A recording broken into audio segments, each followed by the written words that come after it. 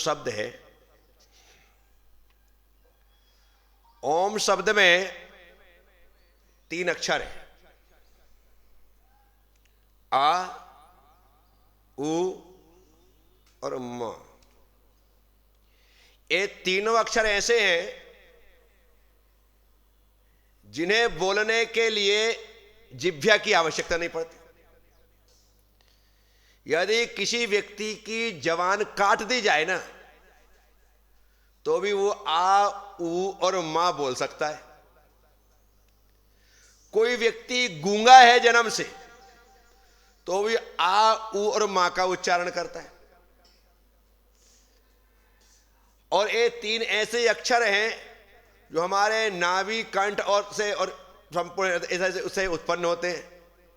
आप इसको रियलाइज करके देखेंगे।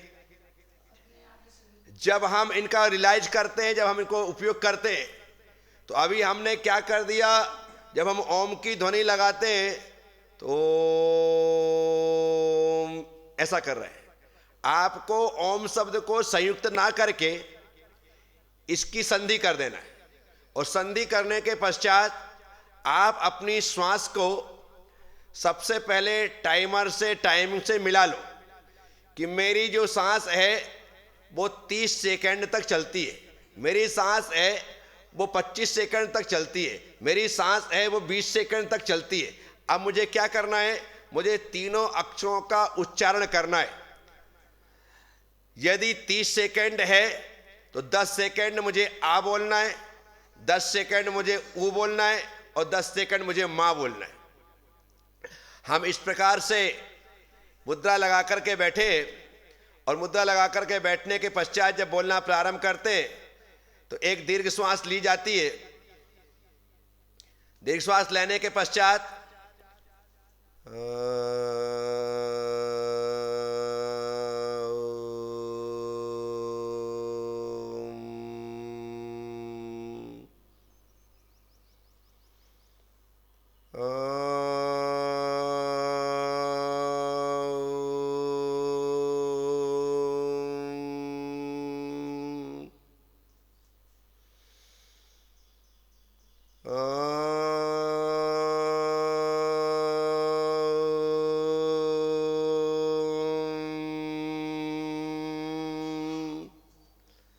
ये ओमकार के उच्चारण का एक क्रम है, एक प्रक्रिया है, जिसमें आ, उ और मां तीनों का उच्चारण करते हुए हम बिना जिह्वा के इन अक्षरों का उच्चारण करते हैं ओमकार की साधना कर सकते हैं। तो इसीलिए ये जो विधि और व्यवस्थाएं, इनके माध्यम से हमें अपने अंतर में उतरने की आवश्यकता है। अभी हमसे ध्यान तो दूर की बात है, सामायिक तो दूर की बात है, जप भी ढंग से नहीं होता है, 9 बार नमोकार भी ढंग से नहीं होता है, ओमकार का उच्चारण भी ढंग से नहीं होता है। और हमने कुछ नहीं किया, सिर्फ इतना ही बैठ कर के ओमकार का उच्चारण ही प्रारंभ कर दिया। और हम उच्चारण प्रारंभ करें तो पता लगता है एक बार उच्चारण करने में आपको यदि आधा मिनट लगता है तो आप 48 मिनट में एक माला भी नहीं फेर सकते। ओम की एक माला भी नहीं हो सकती। क्यों? क्योंकि जब मैं जप रहा हूं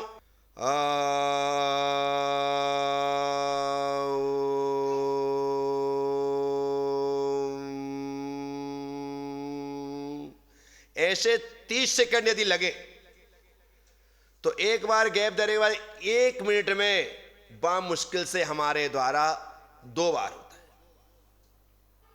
1 मिनट में। अब आप लगा करके चलो कि 48 मिनट में 96 बार ही हो रहा है, और इतना करने की आवश्यकता नहीं है, बीच बीच में रिलैक्स भी होते जाने। तो ये सारी की सारी जो क्रियाएं और विधियां होती हैं हमारी चेतना को जागृत करने के लिए होती है, हमारी शक्ति को ऊर्ध्वगामी बनाने के लिए होती है।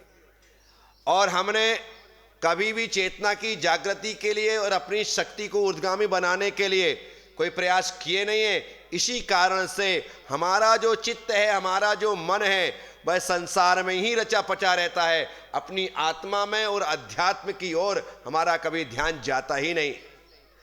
इन सब की आवश्यकता पड़ती। आज हमारे पास मोबाइल ना हो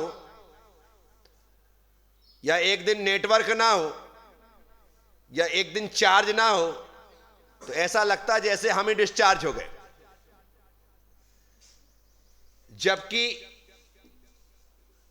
इस डिवाइस से हमारी शक्ति ही क्षरण को प्राप्त हो रही, शक्ति क्षरण को प्राप्त हो रही। हमें अपनी शक्ति को जागृत करने के लिए फालतू समय में मोबाइल का उपयोग ना करके ओमकार का उपयोग करना है। आप पाएंगे कि आप जितना ज्ञान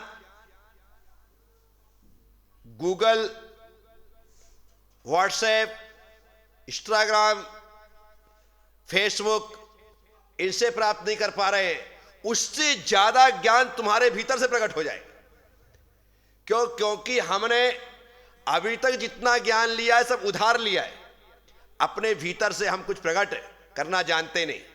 तो बिल्कुल सिंपल सी प्रक्रिया है। हम यदि 24 मिनट भी करते हैं तो 48 बार होता है, 24 बार करते हैं तो 12 मिनट आपका टाइम उसमें निकल जाता है। आराम के साथ हमारे द्वारा 5 मिनट, 10 मिनट, 15 मिनट, 20 मिनट अपनी चेतना को जागृत करने के लिए, ऊर्जा को ऊर्ध्वगामी बनाने के लिए ये प्रक्रिया अपनानी चाहिए। लेकिन उसके लिए अपने शरीर को साधो, एकदम सीधे रीढ़ की हड्डी को सीधा करके बैठो और बैठने के पश्चात उस साधना में उतरो तो आपको खाली ओमकार ही इतना सुख देगा, इतना आनंद देगा कि आपको लगेगा इससे अच्छा तो और कुछ है ही नहीं। बस आ, ऊ और मां, इसका उच्चारण हमारे द्वारा। तो बस इतनी ही बात आपसे कहनी थी। ओम नमः। सब